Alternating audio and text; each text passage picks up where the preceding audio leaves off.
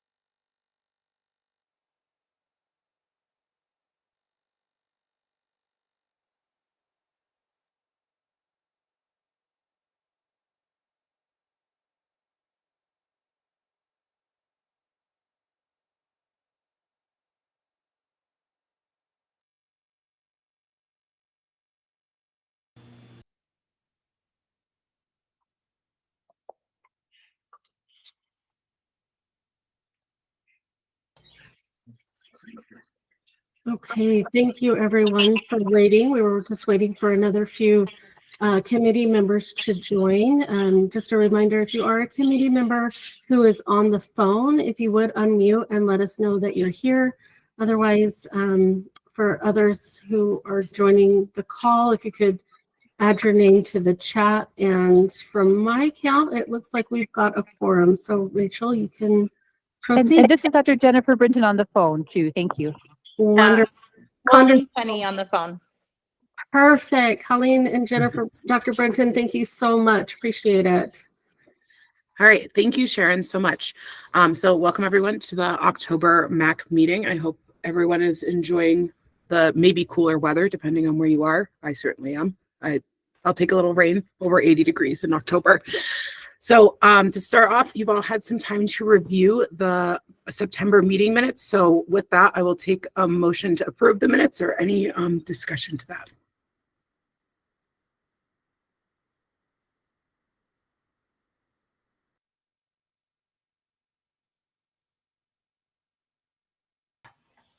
This is Destiny Rockwood. I'll make a motion to approve. And this is Cindy. I'll second it. Thank you. So that takes us to our next item of business. First of all, we'd like to thank Dr. Baird for your service to the MAC. His term has just expired, so thank you so much for your service. And then we'd like to welcome Dr. Folkman as a new dental representative on the MAC. Dr. Folkman, if you're here, I didn't actually check the participant list. Would you like to introduce yourself at all?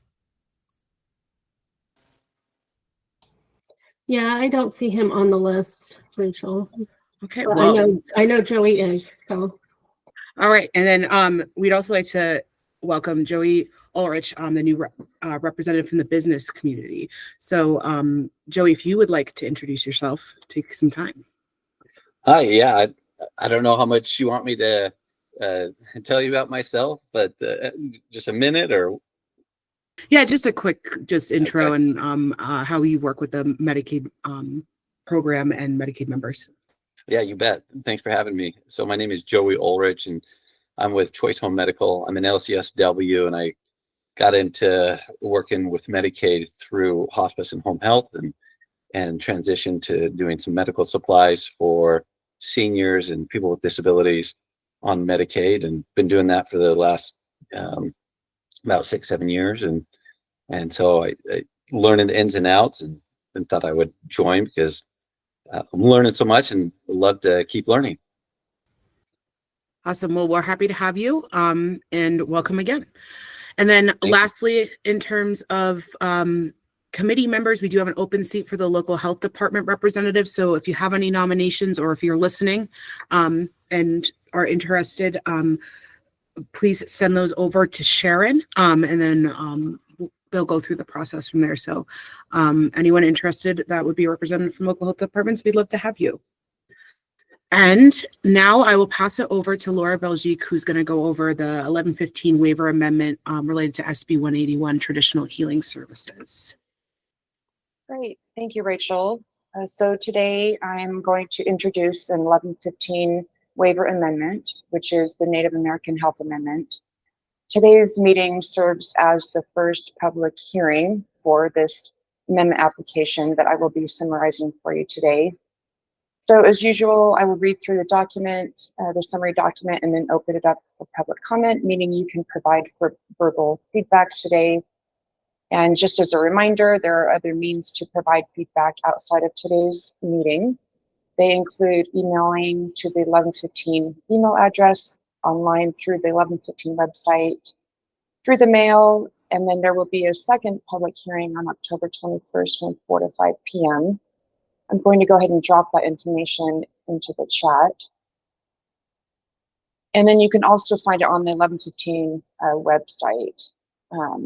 Public hearings page, which you can link to from the main page. So just drop that in the chat. And the main page is also where you can link to the public comments form, as well as access the entire amendment draft, since today we will be going over the summary.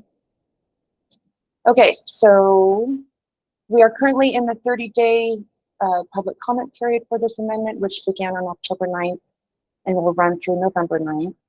As part of the application process, we summarize and include public comments in the final amendment that we send to CMS. And we do plan on submitting this amendment by the end of November. So I will now go over the summary, and we are excited about this amendment, and we were able to meet with the tribes last week for consultation, where we already received some good feedback, and we will continue to consult with the tribes as we work through finalizing this amendment. So this amendment resulted from Senate Bill 181 during the 2024 general session with the title Native American Health Amendments. And this amendment request seeks authority from the Centers for Medicare and Medicaid Services to reimburse for traditional healing services provided by a traditional healing provider in an eligible facility to Medicaid enrollees who are members of an American Indian or Alaskan Native tribe. As for the eligibility, individuals eligible under this demonstration must be Medicaid eligible individuals who are members of an AIAN tribe. The benefits are that eligible individuals will receive culturally appropriate healing methods for physical, mental, and emotional healing.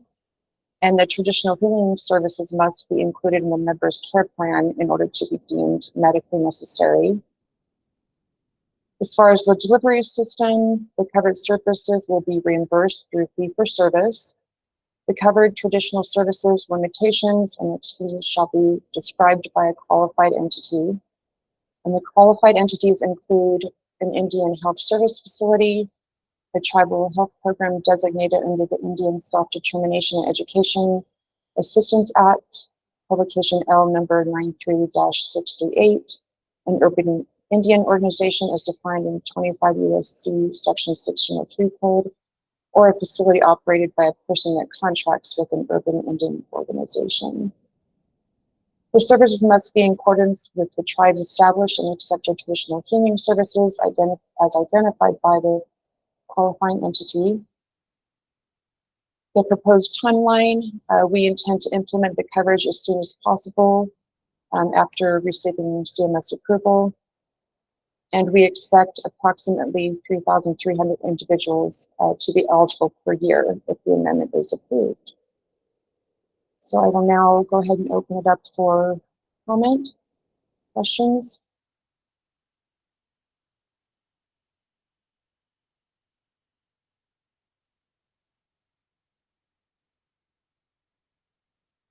This is more just a comment and not really anything for the record, but I am happy to report that CMS for the first time actually just approved traditional healing waivers for 4 states yesterday. New Mexico, Oregon, California, and Arizona all had requests similar to this at CMS, and they were just approved yesterday. So that's just related, but Yes. it's news. Yes, thanks, Rachel. Worth mentioning for sure.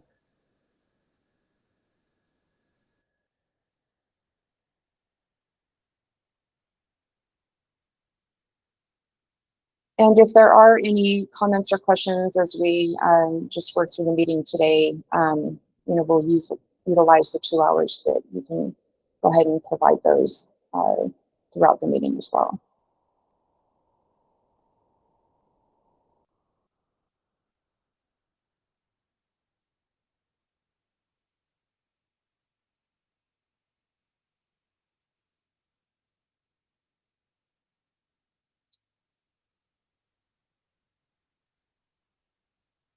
Okay, I think we can go ahead and proceed.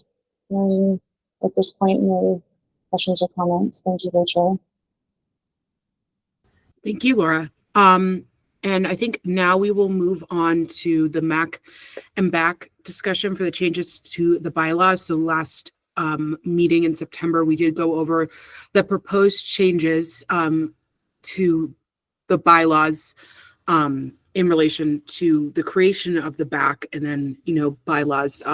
They are separated out, so they're not one big bylaw. They're 2 separate ones. So now that you all have had some time to review it, this is kind of the open discussion time before a vote in November. So I'll leave it to folks to kick off. I know some people already have some comments, so I will be quiet for a little bit.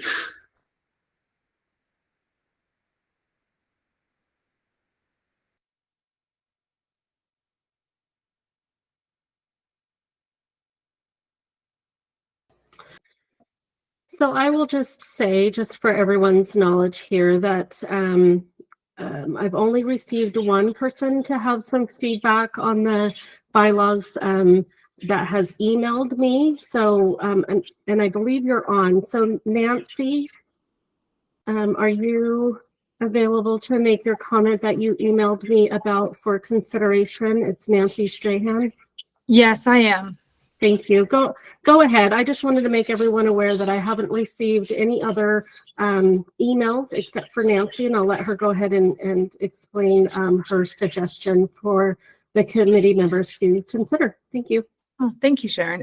Yes, so I'm the new executive director of the Utah Association of Community Services. So I represent a lot of disability service providers, and some of our members were inquiring if it would be better to have a seat on this committee while the bylaws are being changed that better represents IDD HCBS services.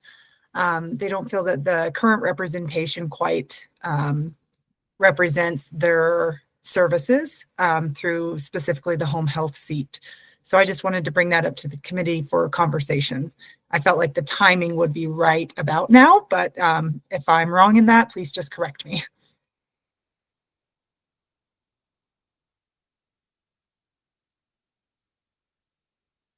Stephanie, go ahead. Can you, you scroll down. That's the section where it like rotates.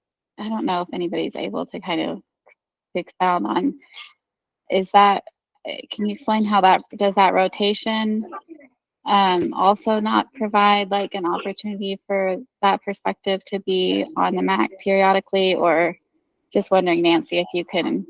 I'm not sure that it has been rotating, and correct me if I'm wrong, but my members have communicated that it hasn't necessarily been rotating, and that's been part of the concern. Yeah, that's a good point. We did just switch the bylaws, I believe, in the last couple of years to make it rotating, and I don't know if since that period the seat has been open again, but I could be misremembering. So Sharon, I don't know if you have that. Yeah. So you are correct, Stephanie. So we just changed the last time we did the bylaws. We just changed for this rotation, and it has not come up to rotate as of yet. So that is correct, Stephanie. So then the next time this seat becomes open, I believe Nancy I think that it would be someone from, I don't know, would that be right, Sharon? It would be somebody that would be maybe from that perspective that Nancy's referring to, or is that not accurate? I would believe so, but I mean, I can't say for certain that we would get somebody who would be in that position. But again, we always accept nominations. You know, people can submit their names for the Medicaid director and for the department to consider. So I would hope so, but I can't say for certain. But I mean, if there's changes in how this is worded here, we can certainly take that under advisement. Or if it's just the, you know, concern of the rotation and making sure that we get somebody with that perspective, perhaps the next time around. And so I'm reading on the screen, it's every other 3-year term. So would the next term be 2025 or is it 2026? So I would have to go back and look at the person who is currently fulfilling this appointment and see when their term is up. But yes, it is every 3 years is when it would rotate. Okay. Matt Hansen has his hand up if you want to go ahead. Thank you, Rachel. I apologize. I'm a member of the public, but I have some insight into this. I'm the executive director of the Home Care and Hospice Association. Kim Danzy is currently the representative on the MAC for this position, representing the home care industry. It was previously Pete Zeigler from the skilled nursing facility industry. I know that both industries would love to have ongoing representation, but because the bylaws had not been opened at the time, that was kind of the compromise. But that may be something for the committee to consider if they're open to it. I know that with these changes from the MCAC to the MAC to the MAC, right, and then with approvals that are going to be done by the Medicaid director, by Director Strohecker, it might be an opportune time to look at that because they are very distinct industries. But yes, it was kind of a compromise to make sure that there were representation from both at the time. Thank you. Sorry for the interruption. No, that's helpful, Matt. Thank you. And then Brian Monson has his hand up, so I'll let you go ahead now. Thanks. I'm just curious, is there any current collaboration or communication that's going on between the LTSS and the home community-based home health service groups right now, like prior to the MAC meeting, to see if there's any coordination that can be done? I mean, I would be in support of trying to get a representative from each group as well, but until that can really be done, I just kind of highly recommend we have the collaboration, communication going back and forth before the MAC, each month, to see if there's anything that needs to be brought up. So I think Sharon had mentioned this, and Sharon, correct me if I'm wrong, we're kind of at capacity on the provider side. So they're actually, I don't know if without taking a seat away from someone else on the provider side, we'd be able to split up those seats into two. Is that correct, Sharon? Yeah, so that's correct. So the bylaws as they stand right now, it's right here in this section 2 that I'm showing on the screen. So the MAC would be composed of 15, but not more than 19 members. We are at 19 members. And then also there is the percentages, right? No more than 49% can be provider, which includes this, switching back and forth with this home health, and 51% of consumer, to make sure that it's more consumer heavy than provider heavy on the MAC membership. But, if we're talking about adding another member, and we would have to update section 2 as well. So just to bring that to everyone's consideration and awareness. So then it's a matter of just kind of coordination between the two groups before every MAC to make sure that every issue is identified and brought up during the meetings. Okay. Yeah. Thanks. And I think I think as a provider representative, it's something that it's tough. I mean, it's not the easiest thing in the world, but yeah, I mean, without expanding the entire membership size of the group, yeah, if that's something that the entire group's open to, we can discuss it, but it wouldn't just be add a seat or split up the 2 seats. And then Stephanie, you had your hand up. Go ahead. Sorry about that. No, I agree with that. And I just wanted to say that I think that, you know, from a perspective of consumers, I understand there's a lot of perspectives from the industry that are important to be reflected, but I mean, it takes a lot of work as a consumer to try and represent consumers whenever there's no real way to like organize that, right? And like, I just know what I've had to do myself to be able to try to represent consumers from different perspectives. And I think that within the industry, I think you all also are going to need to kind of coordinate amongst each other to make sure that the person that is representing you or closest to your situation is able to understand your perspective and figure out ways to kind of get your voice heard. Because I do think it's important that, you know, representatives on the MAC that are representing whether it's a certain kind of industry group or consumer beneficiary group, that we do our part to try and understand the perspectives of who we're there for and try to bring that to the conversation. And it's, you know, I think for many, if not all of the industry, right, like that's a part of your job. And I think for a lot of us consumers and consumer representatives, this is not something that we are paid for. And so I think it's also important to just remember that if we have to do that for consumers, I mean, we definitely need to see that industry does that as well, because yeah, the more each industry part getting their own seat can diminish the power of beneficiaries, and that would be incredibly concerning to me. So I just think that like it's a worthy point to bring up, but when we changed the bylaws, we did that to try to respect what we had heard was tension within the community about those differing perspectives. And so you know, I'll just say for myself, I don't support, like, I don't see how we can make that work unless there is another position on there that you think that we should remove in order to make room to split up what is supposed to be a like similar enough group that they should be able to advocate collectively and kind of work out some of those internal issues offline and then bring those to the MAC.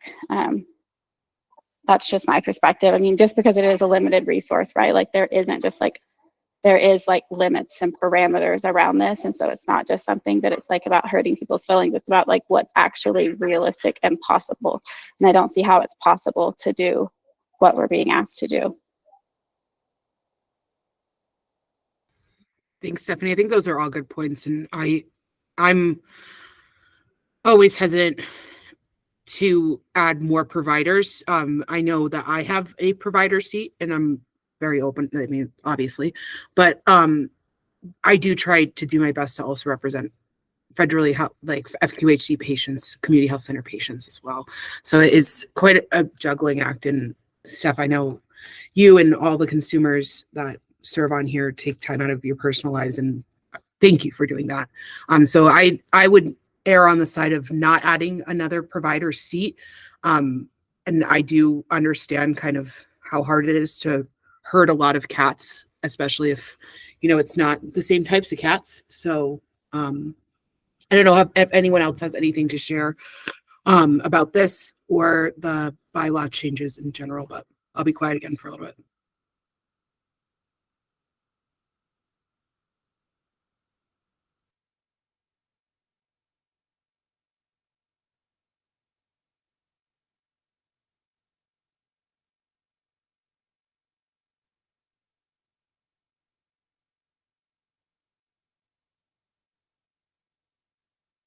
And just a reminder, this is still a discussion. There will be a vote in November on this. Just so everyone's aware. I'm assuming, and Matt, I have read your comments as well. Again, I maybe don't have a great solution right now. But I don't know if there's any other discussion. I would be interested if any consumers had any feedback on the back specifically bylaws, since those are new or newer. But besides that, I'm not sure if anyone else has anything else to share.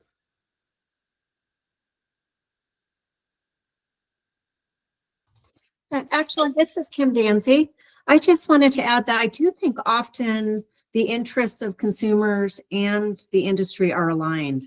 Maybe we want to get services to people who are Medicaid eligible and access to them.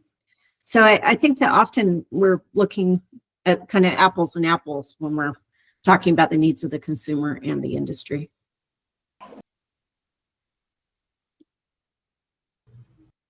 Thank you. I agree. Yeah, there's just we can only have too many seats, and sometimes we also don't want to have so many seats on the MAC that it also becomes ineffective as well. Anything else from anyone? Otherwise, it sounds like we might be done with discussion. We don't want to. I guess, Rachel, the only thing that I would say about the back bylaws is that I think once the back is like more officially set up, I think providing opportunities for back members to be able to like these can be like the starting base, right? But I think that like there are some areas I think that could improve, but I think that it's important that like the back members are a part of that. And so I'm wondering if that would make sense once we have a little bit more, once we kind of just like get down the road with that. And so because I do think that there will be some improvements, but also hearing what they have to say, I think will be important, because I think, especially if it can be presented to them in an accessible format, which, you know, bylaws are typically not. And so I think that if there is a way to, I don't know if somebody from Medicaid has the ability to do that. And I think one of the I'm very excited about the back, but I've been a part of national conversations about this too. And I do think one of the weaknesses of the CMS rule is that it didn't allocate more funding to the state to be able to provide the staffing capacity needed to make sure that the back is ran in a way that allows for it to be the most useful. And one of those, what that means, I think, is that it's not going to be super easy for some back members to be able to understand some of the like formal processes of the back. And I think that like it would be ideal if there was like the staffing capacity to like break this down in much more accessible language. But I think if there's not the staffing capacity to do that, I don't know. I just wonder, I don't know. I just think that providing them an opportunity to be able to like change their own bylaws early on in their process is something that I think is important, which I think bylaws can be changed at any point, but I think just signing off on it is not going to be enough, because it's going to be more about like what that group of individuals wants to do. Thanks, Steph. Yeah, that's something that I've kind of thought about as well, that it's hard to write bylaws for a group that doesn't necessarily exist yet. Sharon. Yeah, so I just wanted to say too, so, you know, it was my thought that this committee, the MAC committee, can vote to kind of adopt the preliminary, back bylaws for the Beneficiary Advisory Council. And then that group could make changes in the future, absolutely, depending on who, because I'm sure there is going to be changes. We made it kind of similar to the MAC bylaws just to get something put together that is, addressing all of the requirements in the rule. The other thing I also wanted to bring up is that there is a requirement of 5 of the MAC committee members must be a part of the Beneficiary Advisory Council. And so please, if you are interested in being on the Beneficiary Advisory Council, if you would contact me, let me know that you are interested in serving on both. So that is a requirement, and it's based on percentage, and it is in the MAC bylaws for you guys to vote on. But doing the percentages, we need 5 MAC members to be members of the Beneficiary Advisory Committee. So please reach out to me if you are interested in serving on the council. So thank you. That's just what I wanted to say. Thank you, Sharon. That is helpful as always. And then in the comments, Joey had mentioned that home health and HCBS are not similar enough to have a seat. And then Stephanie's again pointing out kind of removing another seat. I also kind of expressed concern about starting to split seats. Like, I mean, you could start splitting dental seats because oral surgeons are different than orthodontists that are different than, like, you know, your regular dentist that you get your cleaning from. And I just think it's very easy to start splitting them. And I feel for the industries being different enough that they might warrant a separate seat, but I think you could say that about virtually any of the provider seats, that, you know, some of them are not similar. I can speak for the FQHCs. They're all very, very different. And in an ideal world, I'd probably want it split up urban versus rural, but that's, I don't know, that's kind of my thoughts. So I'm sympathetic to it and I understand where you guys are all coming from, but I think probably every provider representative feels the same about their own group.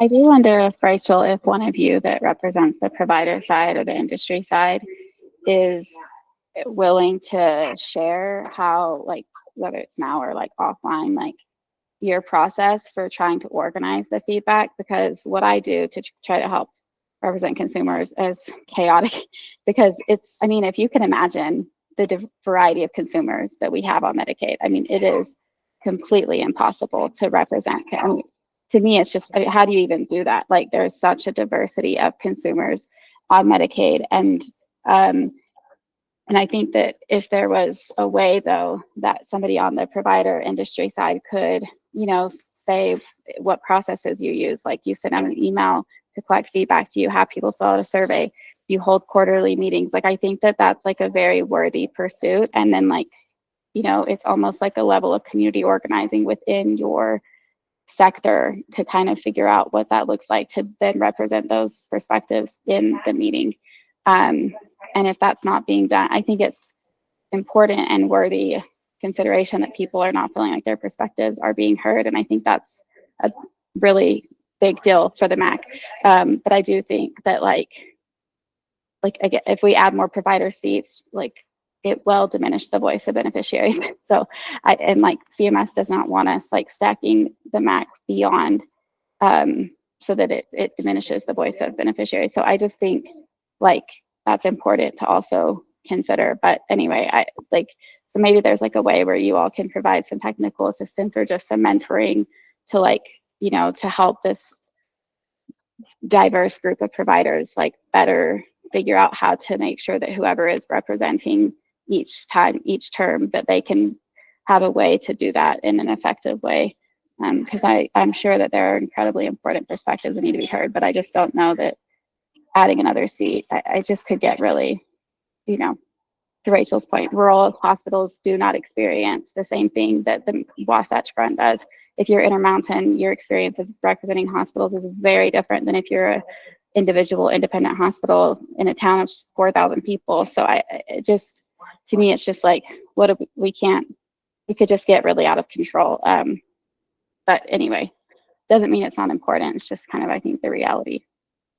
But maybe somebody could offer some mentoring opportunities. Yeah, I mean, I'm happy to give any advice. I have it maybe a little bit easier because all the FQHCs are part of the Association for Utah Community Health. So I will say that it's not two separate associations trying to talk to each other, but it still is getting feedback from quite a few different organizations. I'll also say, I mean, even if you don't have a seat on the MAC, that doesn't mean that we don't want to hear from you. I speak as a chair. Like, you can always email me and anyone that's listening individually with concerns. I love hearing from people. I think it's great. I'd rather have us have robust discussion than nothing. And you don't need a seat. I mean, really the whole point of having a seat on the MAC is the voting aspect, but a lot of what we do at the MAC is honestly just discuss. So I think I just want to offer, me as chair, I'm happy to hear from anyone and like share those perspectives in any way. I did it when I wasn't on the MAC. I still either spoke or wrote in the comments and that's just me speaking for myself. I'm not going to speak for any other MAC members, but I'm happy to hear from anyone, whether you're the official representative or not, because at the end of the day, you guys are still representatives of your provider groups.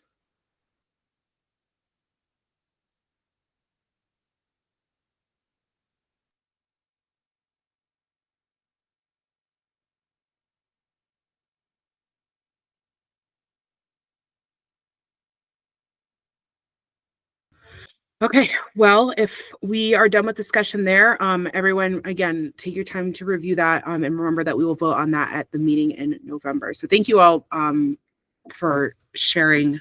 I always appreciate robust discussion. I will now pass it over to Jim Stamos for, all right, the EPSDT overview of CMS requirements. Sorry, I mess up that acronym often. No, that's great, Rachel. Thank you. Yeah, EPSIT. That's the quick term. You guys have probably heard that. Sharon, I didn't get the slides over to you, but would it be okay if I shared my screen so I could share the presentation with the group? Absolutely. And then, as always, for the group, I will send out any documents that are shared in the meeting afterwards. Thank you. Thanks, Yeah, Jim. thanks, Sharon. I apologize. I didn't get it ready soon enough for everyone to see. But so this is the EPSIT program, and I wanted to, oh, and let me introduce myself as well. My name is Jim Stamis, and I am the Office Director for Healthcare Policy and Authorization. So I'm happy to be here with you guys and go over the EPSIT program. One of the responsibilities of my group is to work on developing policy for the EPSIT program. So that's kind of where we're involved. So I wanted today to talk to you a little bit about the program and just give you all an overview. And we also received some CMS guidance recently and wanted to talk to you about that. So first of all, the EPSIT program stands for the Early and Periodic Screening, Diagnostic, and Treatment benefit. And essentially it's for children. So these services are available at no cost to Medicaid members from birth through the month of their 21st birthday. You may have also heard of CHECK in the past. This is like an evolution of the CHECK program, if you guys are all familiar with that. The goal of the EPSIT program is that we get the right care to the right child at the right time and in the right setting. So the whole purpose of this benefit is to try and help our children, some of our most vulnerable people in our community get access to the care that they need in the right time at the right place and get the right care. So the benefit includes well child checkups performed throughout a child's development. So, the annual checkups that kids get, preventative physical exams, hearing and vision screenings, mental health care, and immunizations. However, the program is also much larger than that. There are a lot of other services that are covered when medically necessary, and here's a list of a few of them. The program is so broad that it really provides an excellent benefit to children who are Medicaid members to be able to access all the health care that they need. In September, so just this last year, we had updated the EPSIT manual, and I think we had talked a little bit about this, but we have been working on this program before we received the CMS guidance, we had been working on this program trying to just make it clearer and easy to understand. I think it can be a little complicated, especially for Medicaid members to understand and how to access this, as long as an additional also for providers too, to understand some of the benefits with the program. So one of our first efforts to help make it easier is we updated the manual. So that was published last September, but we removed some inaccurate or outdated policy information. We added some more information in the manual that applies to EPSIT benefits. We added some stuff about non-emergency medical transportation that was not listed in the in the previous manual, how to access interpreter services, how to get follow-ups for medical appointments, with local health departments and things such as that. We also were going through and recognized our website is, again, I was lacking information and probably a little difficult to navigate and understand. So we've been working on making it easier to navigate, putting some more details about services, trying to include directions on how to access additional services. We also are working on creating an EBSIT program flyer, where we can, download that onto off the website, but we're also hoping that we could share that once it's ready, share that with providers and they could keep it at their offices or DWS, whoever could benefit from this flyer so that they could give it to Medicaid members so that they can understand the benefit and how to access services. So last month, as we were updating the manual, we also received some additional guidance from CMS, and their focus was really on providing best practices for the EBSIT program and really trying to help states work together to learn from each other, what are some of the best practices. So they did a lot of research and looked at other states and tried to come up with some of these best things that we could do as Medicaid to help our members. They focused on 3 areas of the EBSIT program: promoting EBSIT awareness and accessibility, expanding the use of child-focused EBSIT workforce, so like our pediatricians or maybe child therapists, things like that. How do you expand that workforce? And also improving care for children with specialized needs. We went through the letter, and here's just some of the takeaways that we had. And so what we're doing in the Office of Healthcare Policy is we're reviewing the best practices and trying to see where we can implement it. Some of the things, we're doing or we're starting to do. Some of the things are good opportunities for us to grow and learn. So this is just kind of a list from the CMS guidance of some of the best practices that they had, and then we're taking these items and looking in to see how we can implement them. But use clear language when informing policies. So really make sure that the manuals, the stuff on the websites are clear, easy to understand, and help people navigate. For non-emergency transportation, they recommended having a transportation app, which is a very interesting idea to help schedule rides. Offer scheduling assistance, so work with members to help schedule appointments, help coordinate care. Provide EBSIT training, so provide like an annual training to providers on the EBSIT program and how to do that. And then also work with the managed care entities to provide, implement the best practices. So, there's a big managed care component in all this too, that we're coordinating with those entities to implement the best practices so that all the members are receiving the same services no matter what plan they're signed up with. For expanding the use and using a child-focused EBSIT workforce, they want to incorporate oral health into primary care visits. They want to focus on enrolling out-of-state providers to try and help expand the program. Adopt the collaborative care model for interprofessional consultation. So this is an integrated care model to try and help psychiatrists, or maybe a primary care physician coordinate with a psychiatrist to try and help manage a mental health issue. And review payment methodologies, so explore using differential rates where appropriate to try and help expand the number of workforce members. And then the last section that CMS had was improving care for children with specialized needs. They recommend creating a seamless and comprehensive behavioral health system for children. Work with managed care plans to assign a liaison and trauma-informed care manager to children in foster care.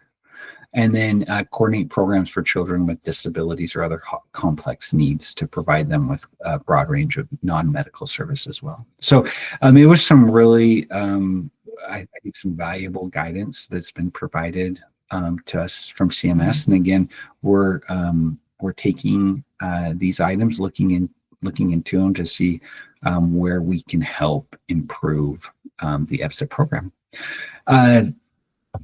Are there any questions? That's all I had prepared for on the program, but are there any questions that I could help answer?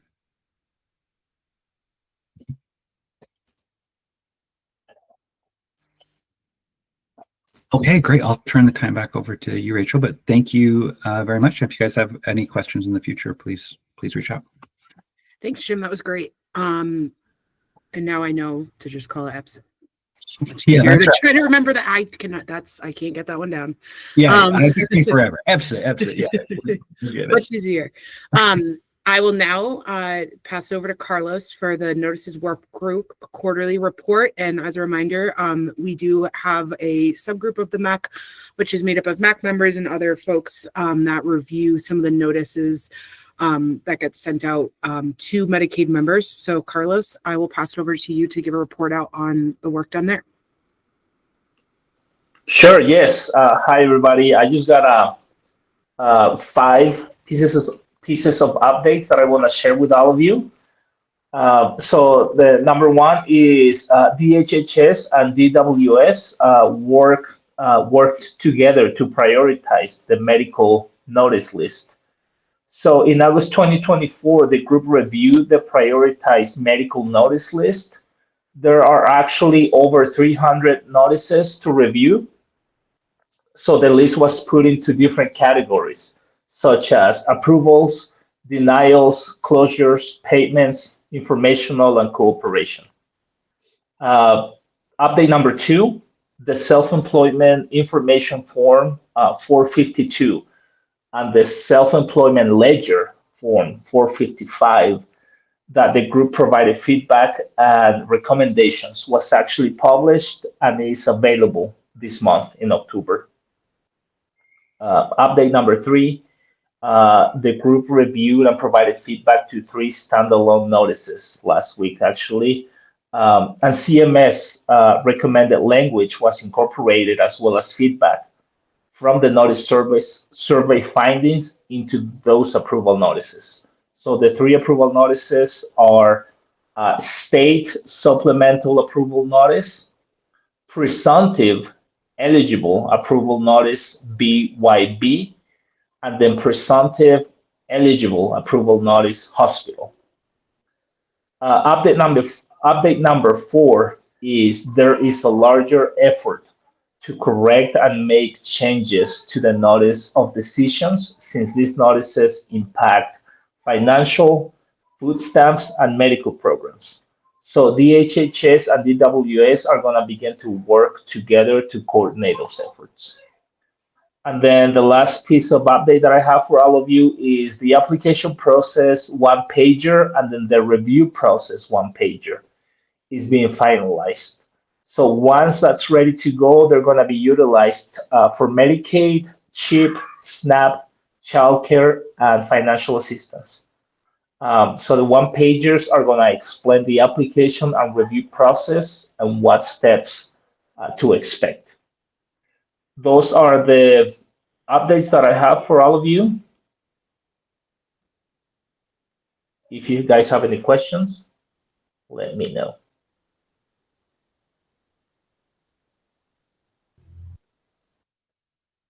Thais, go ahead. Thanks, Rachel. Thanks, Carlos, for the update. Can I ask a clarifying question on the 1-pager? Is that going to be for community partners and enrollment assisters, or is that for beneficiaries? Sorry if you said that, I probably didn't catch it.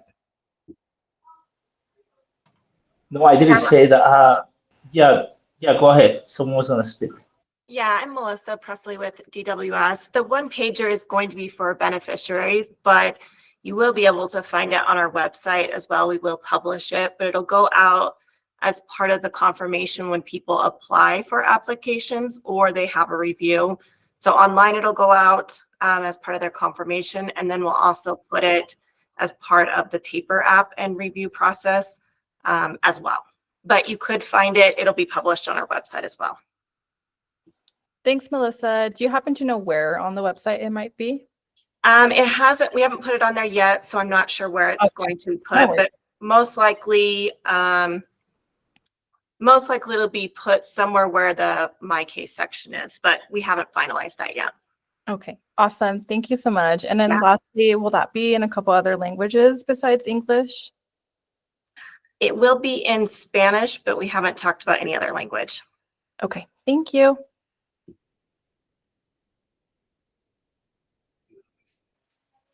All right, thanks everybody. That's all I have. Go ahead, Rachel. Thank you. Perfect. So much. Thank you so much, Carlos. And now we're going to do the eligibility enrollment update from Michelle Smith. So Michelle, whenever you are ready. All right. Hi, Rachel. Hi, everybody. I'm going to go ahead and present.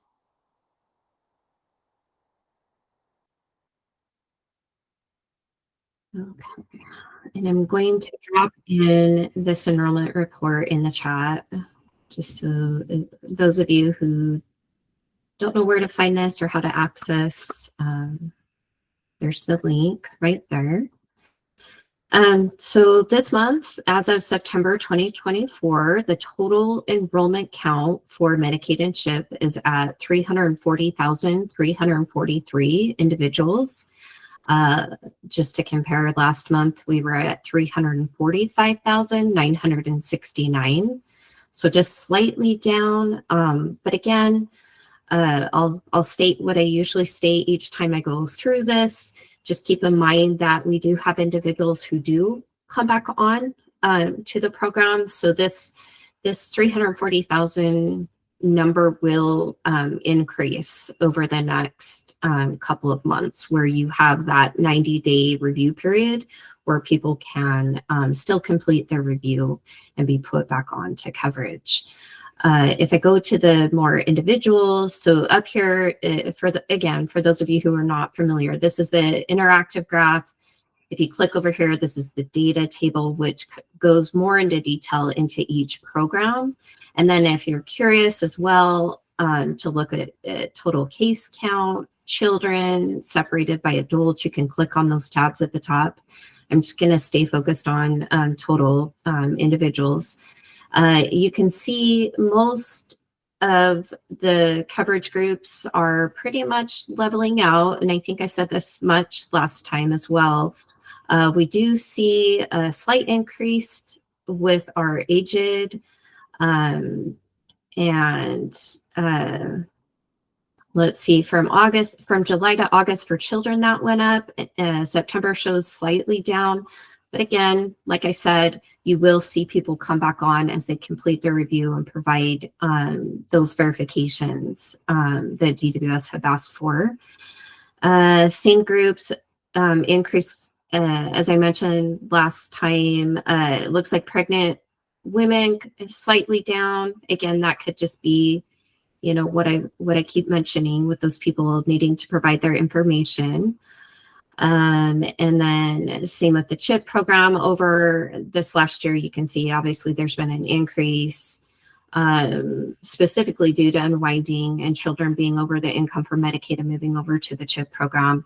And over the last few months since unwinding ended, it's definitely leveled out, and we've stayed somewhere in the 12,000 mark for total enrollment in that program.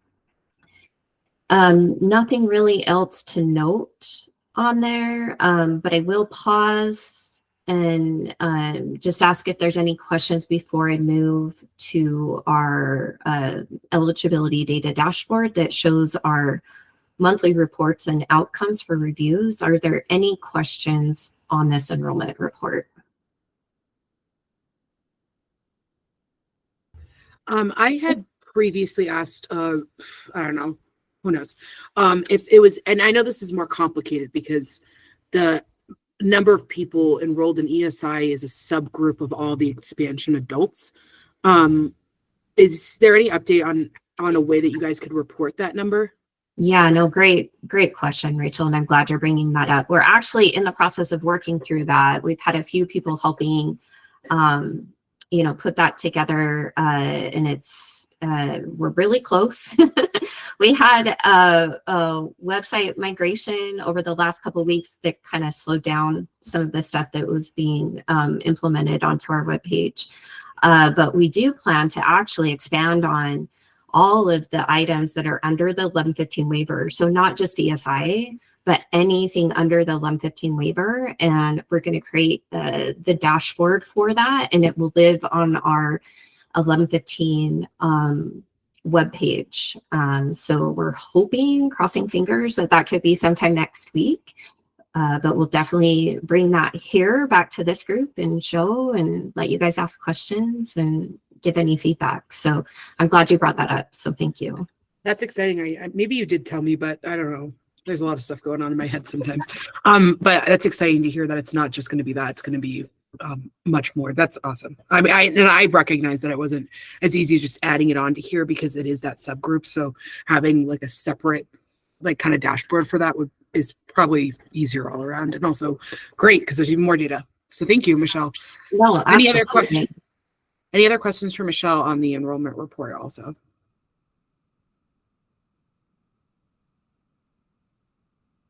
If no questions, Rachel, just real quick if I can, I just want to show again our eligibility data dashboard. Most of you should be familiar with this by now. We did change it from unwinding, and we're keeping it as an ongoing data dashboard for outcomes since we are still reporting this every single month to CMS. So I dropped that link in there for you all. Just want to highlight again, our ex parte rate is still high, and we're making improvements every single month with DWS on trying to find ways to increase that ex parte rate. For those of you not familiar with ex parte, that's completing a renewal without any member participation. So that's currently at 39, roughly 40%. About a little less than half of that. So if we break that down, that's not all automated ex parte renewals. About a little over half are automated. And the remaining are ex partes that are done manually by a worker.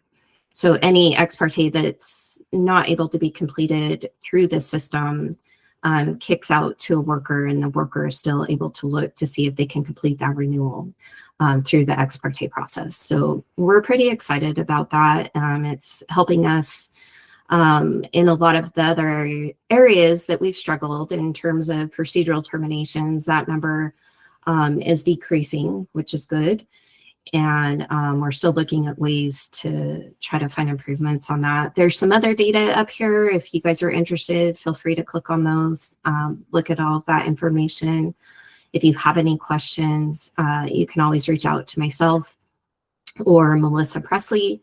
We're happy to help answer any questions or, thoughts or ideas that you guys have for us for improvement. So I'll just stop and ask if you guys have any questions.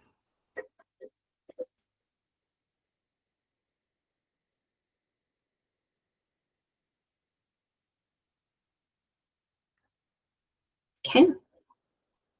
Thanks, Rachel. Thank you, Michelle. I know, Sharon, you let me know that Colby couldn't make it today. So the media campaign review will be moved to the November agenda, just so everyone's aware. I'll now pass it over to Brian for agenda item number 8, post and winding data analysis and strategy. Thank you, Rachel. One moment.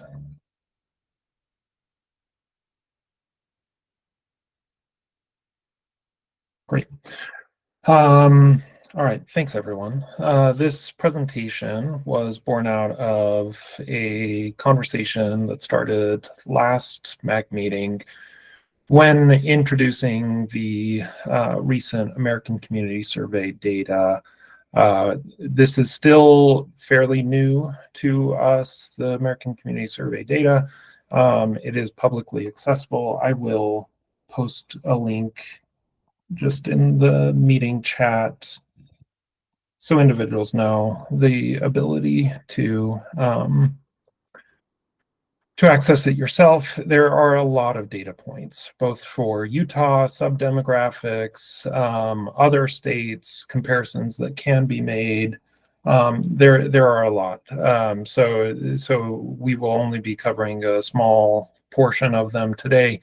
But during our last month's conversation, there were some concerns brought up, in particular, the comparison of Utah's statewide uninsured rate compared to the uninsured rate for those individuals below 138. So we were talking about it. It was a dramatically increased one, but about a factor of 2. And how does that compare to other states?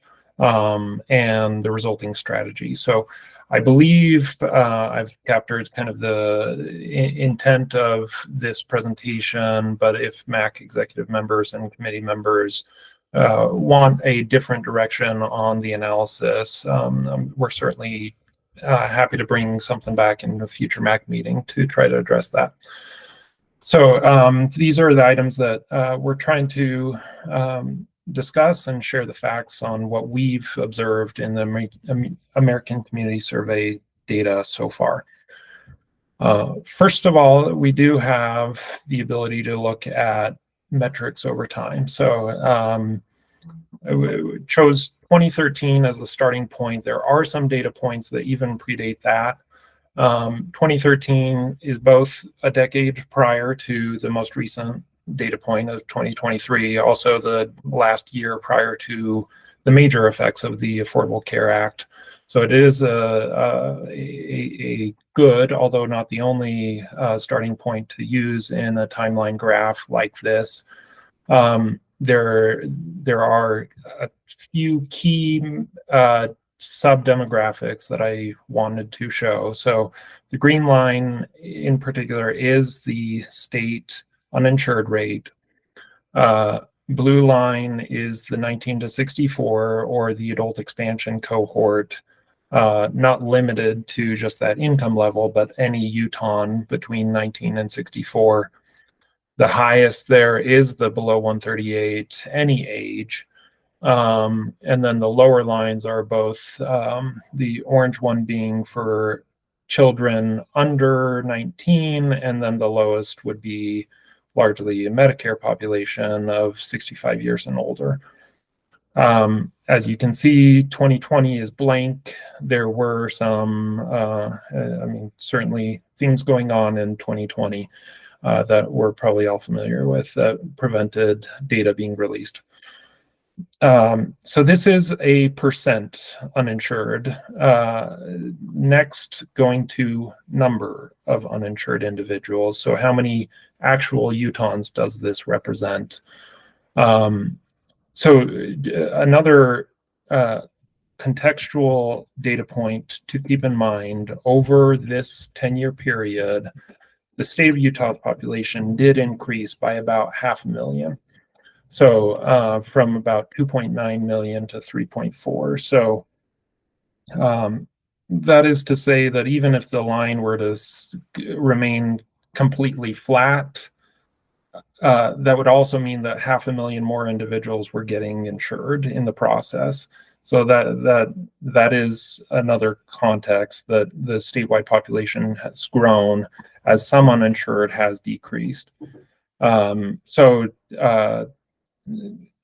In the highest line, of course, is the statewide population, and any line below it is a subcomponent of the statewide population. 19 to 64, the large adult population, is the largest contribution of that statewide total. but roughly in the most recent year observation, about 200,000, a large number of uninsured individuals. Of that 200, it's about 270-ish thousand statewide uninsured individuals. These two lines that converge very similar are about 70,000 each, is under 19 child population, as well as the below 138 population, and barely seen down there is the 65-year and older population. One caveat, I think I'm going back one slide. I do want to just point out the area, the plus or minus confidence interval that is necessary when interpreting these values, but for the sake of simplicity, it's not shown on these graphs. So in very simplistic statistical terms, the actual rate is plus or minus a certain amount. And because of that, some of these changes, I believe some individuals would be picking up on the, sorry, let me mute, would be picking up on the increase. That is not a statistically significant increase. Since the actual rate of uninsured is somewhere within a band that's about plus or minus 2%, it cannot be said that with statistical significance that it did increase in that below 138 level. So how does this compare to surrounding states? I think that was a good question that was asked last MAC meeting, and I'm presenting some of that data here. So first of all, as a total uninsured rate comparison, Utah is roughly similar, slightly better than many surrounding states except for Colorado. Our uninsured rate, 8%, while still we would certainly love to do our part to decrease that as much as possible. It is slightly better than surrounding states. Where it does really come into play in quite a difference that was picked up in the last MAC meeting is that below 138 level. So Utah does have a fairly sizable gap when comparing the two.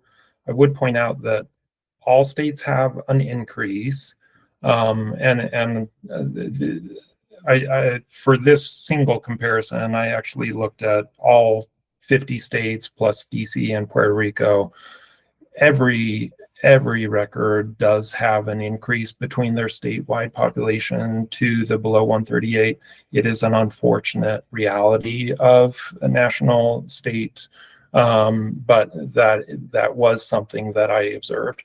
So, but I will certainly acknowledge that that is a larger difference for Utah than other similar states. So you could see as an example, Idaho is increased from 8.9 to 11.1. That's quite a bit different than Utah jumping from 8 to 15.7. So that does represent some of the challenge that we do face.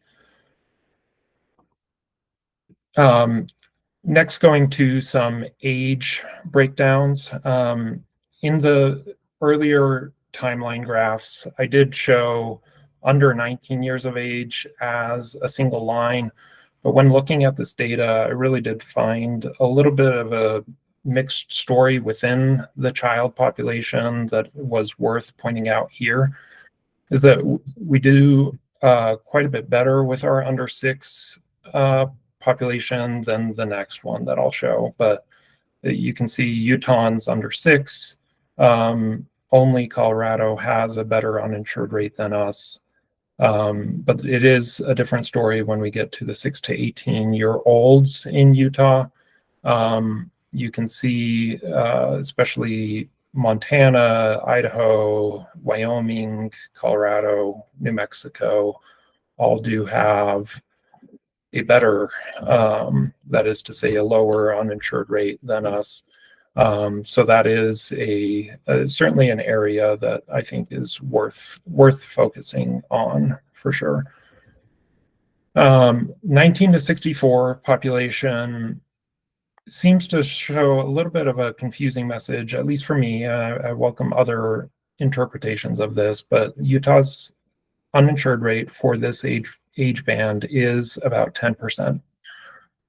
So that is only surpassed by Colorado, surpassed in the positive sense of only having a lower one. Keeping in mind that all of these, except for Wyoming, are adult expansion states. So that is interesting, but it is interesting to keep in mind this while also keeping in mind the previous slide about the below 138 FPL. So the two have to just be considered, and I'd be open to other people's interpretations of that. So where do we go from here? It's hard to I think hard to generate just some brand new strategies based solely on some of those percentages. But I do want to speak to some of the strategies that I think are helping our long-term outlook.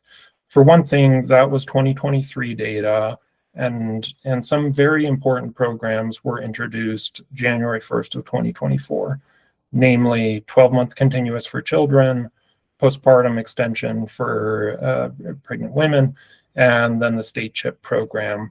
State CHIP, beyond just helping the enrollees, could have many benefits to the entire family, bringing an entire family to Medicaid and CHIP. Continued implementation of our 2024 eligibility final rule.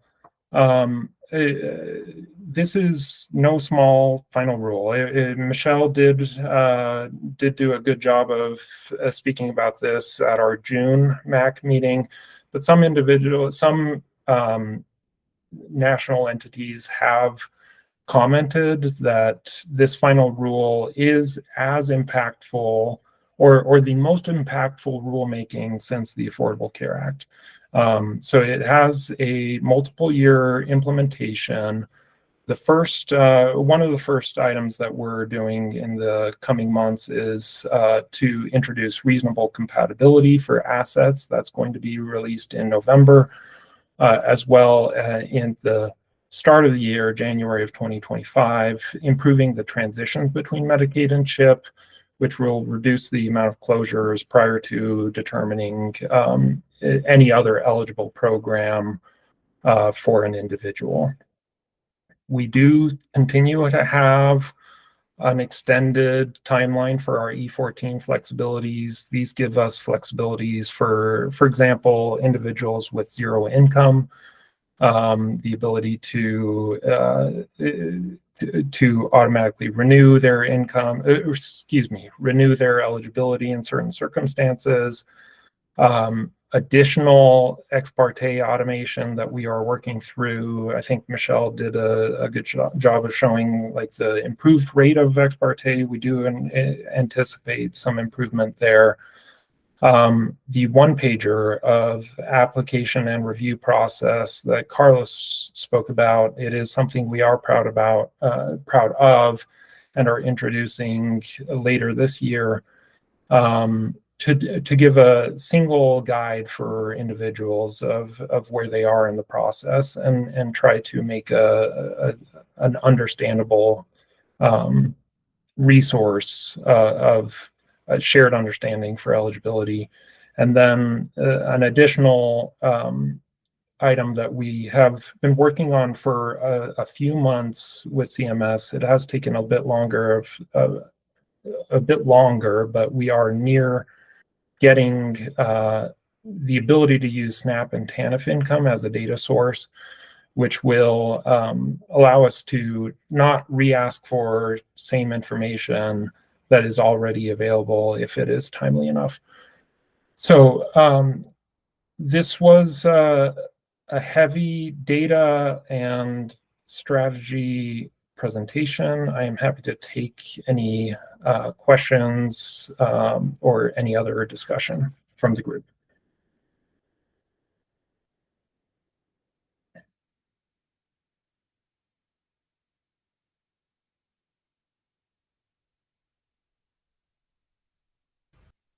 I'll say thank you, Brian, for putting this together. I know it was a shorter timeline. I really appreciate you breaking down the groups the way that you did. I think it's really interesting and makes me think a little bit differently seeing it like that. So I really appreciate it. And seeing kind of like that, our neighbors where they are too is really helpful as well. I'm not going to pretend to know the answers, but thank you for doing that. Yeah, the answers are difficult. I don't hold them myself, so thank you. This is Daryl. I just also wanted to say thank you for that. I think that it might be useful at a future date to spend a little bit of time adding to those strategies. Those seem to be things that you've already got underway. I can see a lot of other potential avenues to help get these numbers to a more reasonable place. So maybe that's something we could spend some time doing on a future meeting. Thanks. Yeah, thank you, Daryl.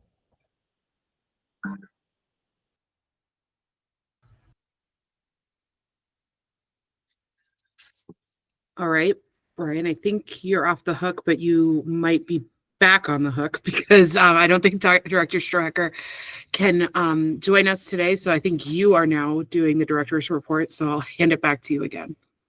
Yeah, thank you. Yes, I am substituting for Jen and just bringing a few policy updates to this group for your awareness. So the first update is related to state CHIP. I believe there may be some individuals that may also attend the CHIP Advisory Council, may have heard this as well, but we are we are going to be closing our open enrollment period for state CHIP effective October 31st, 2024. This is for individuals that may know or may have been familiar with our PCN program, for example, and knew the open enrollment openings and closings. This is just our method to stay within the appropriated funding available to us. So the available funding is for $4.5 million for this fiscal year. So it is our projection that we need to close enrollment in order to stay within that dollar amount. So anybody currently enrolled will continue to be enrolled. Additionally, anybody that is currently enrolled has the ability to renew, even if we're not in an open enrollment period and an individual's 12-month certification comes up January of 2025, for example, they'll be able to renew as long as they still meet program criteria, they'll be able to renew. Oh, and apologies, I have a half sentence there. The enrollment will reopen when we do project that we have the available funds. That could happen likely spring or summer of next year. This item, I have to give compliments to Rachel for you took the talking point out of my mouth about not only are we going through our Native American Health Amendment waiver, but 4 states. And since this document will be shared with this group after the meeting, you'll be able to see other states. But this is a groundbreaking opportunity from CMS, the first of its kind, and Utah will be following in the footsteps of those 4 states on the submission of our traditional healing waiver. Next, a few policy items. We are, yes, thank you. We are introducing a new integrated care manual in November of this year. This is the first of its kind, but is intended to speak about several integrated care models that do exist out there and are sometimes underutilized and sometimes underused. Sometimes unknown to providers about their ability to integrate physical and behavioral health care. This integrated care manual will inform providers about those different models, including chronic care management, behavioral health integration, transitional care management, advanced care planning. It's intended to give essential coding and billing guidelines, and then ensuring that the services align with Medicaid policy and can be appropriately reimbursed. So this is aiming to be a good resource to providers to assist them with understanding Medicaid policy. Next, we are making a fairly substantial update to our behavioral health manual. If anyone is familiar with it, the old manual is a little bit out of date and needed some improved formatting, organization, and readability. We are hoping to accomplish all of that with this update, have defined sections within the manual for each service that falls under the behavioral health umbrella, including the provider participation requirements, limitations, coding and billing in a more standardized way than we've done before. And then it also incorporates new providers that were part of Senate Bill 26 in the last general session. That includes the master addiction counselor, behavioral health coach, and behavioral health technician. So this manual will also be released next month. And then lastly, physician assistant codes. There was another legislative action in 2024. Senate Bill 24 expanded the scope of physician assistants. And we are recognizing that and opening additional Medicaid billing codes for physician assistants to reflect that extended scope of practice. Revisions, we are making a few revisions to our provider manual and state plan. Things like perinatal care coordination is one example of items that we are updating to reflect expanded scope. While doing this, we also recognized that nurse practitioners have the ability to bill some of the expanded codes, and we are also expanding those codes for nurse practitioners as well. So I, again, will open it up to any questions.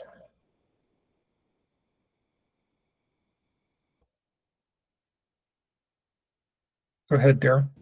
Yeah, I just had a couple quick clarifying points on the state CHIP. You said enrollment would close at October 31st. So that means that people can continue to submit applications for state CHIP through the 31st of October. They will be accepted, but then after that, they will not be accepted. Well, there is a little bit of nuance that I believe Michelle is probably best. Do you want to take that, Michelle? Yeah, no, that's great. Thanks, Brian. And thanks for your question, Daryl. Absolutely. So applications for the state CHIP program will be considered through the enrollment period. So through October 31st, so the end of this month.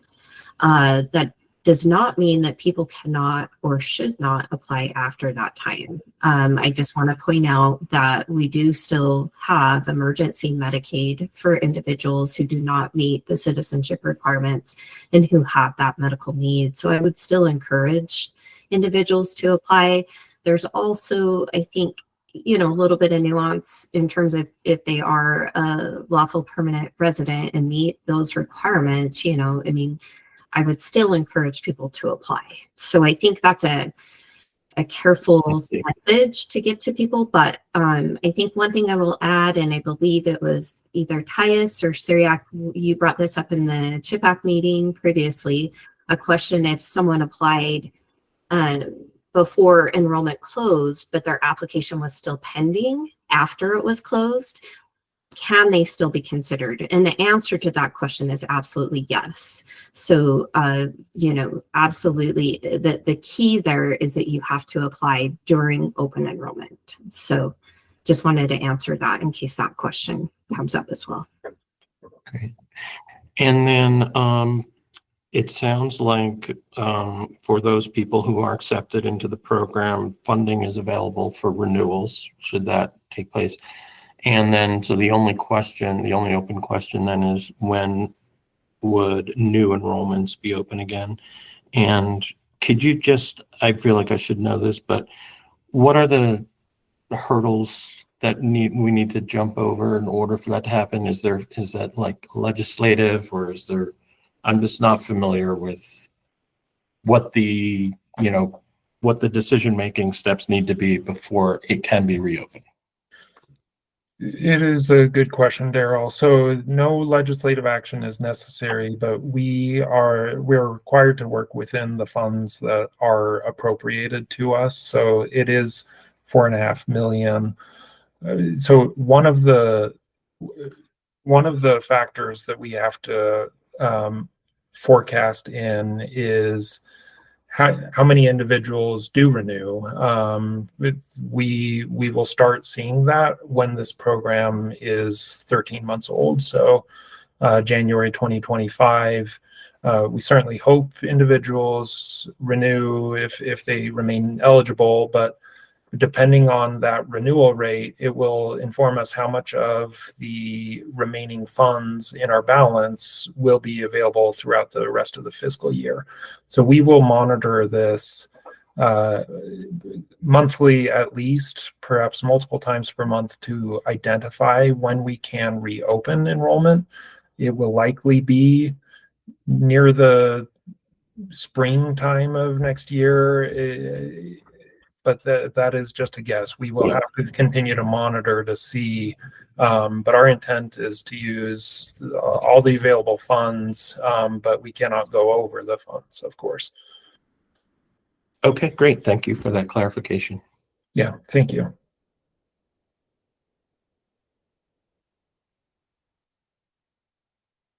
Any other questions?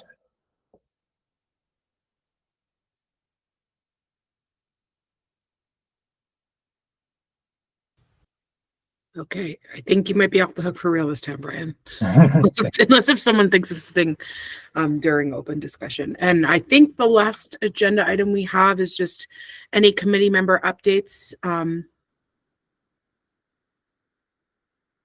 Oh, Julie, you said this is for the 3 years for state CHIP. What?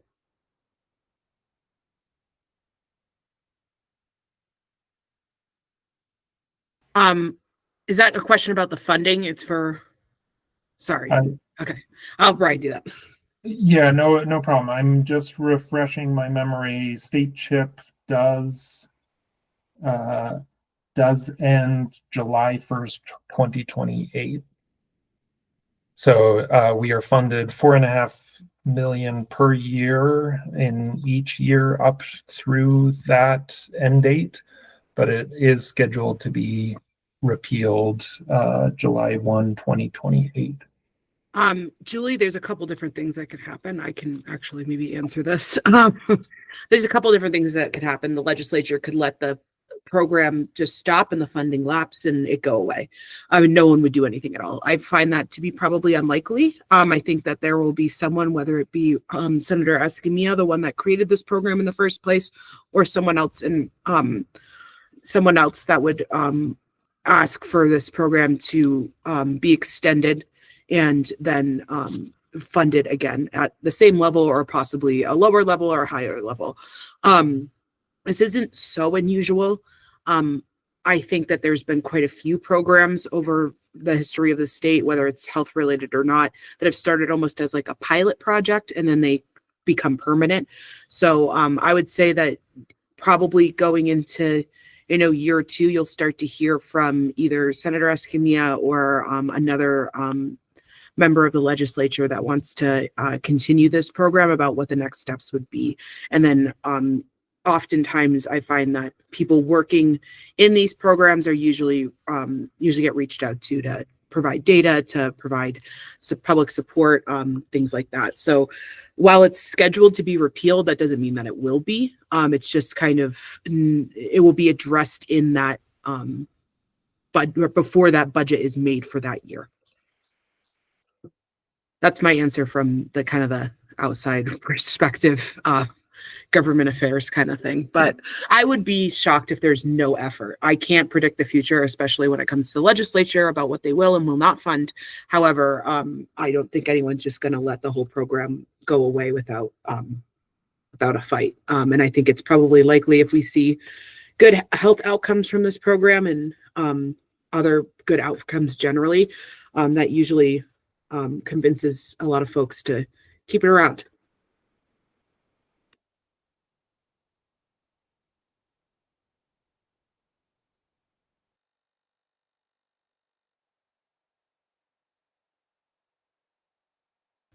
All right. I think I already said this, but any committee member updates? I know we kind of backtracked for a second, but any committee member updates, anything anyone wants to share right now?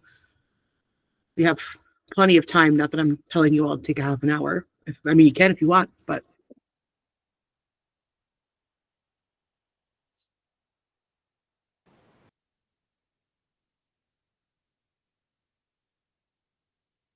Okay. Barring anyone else wanting to speak up in these last couple seconds, thank you all for your time today. Remember, we'll be voting on the MAC and the BAC bylaws in November. But I think I can give everyone back a half hour time. We're now done with the agenda, and our next meeting will be on November 21st, same time, same Google Meet. So with that, I believe we are adjourned, and thank you all so much.